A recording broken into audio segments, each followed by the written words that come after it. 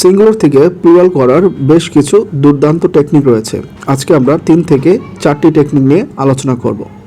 শব্দের শেষে যদি ইউএস থাকে আমরা জাস্ট তাকে আই দিয়ে ট্রান্সফার করে দিব। যেমন ক্যাকটাস সেটা হয়ে যাবে ক্যাকটি, ফাঙ্গাস এটা হবে ফাঙ্গি, নিউক্লিয়াস এটা হবে নিউক্লি, রেডিয়াস এটা হবে রেডি। এইভাবেই আমরা চেঞ্জগুলো করে থাকব।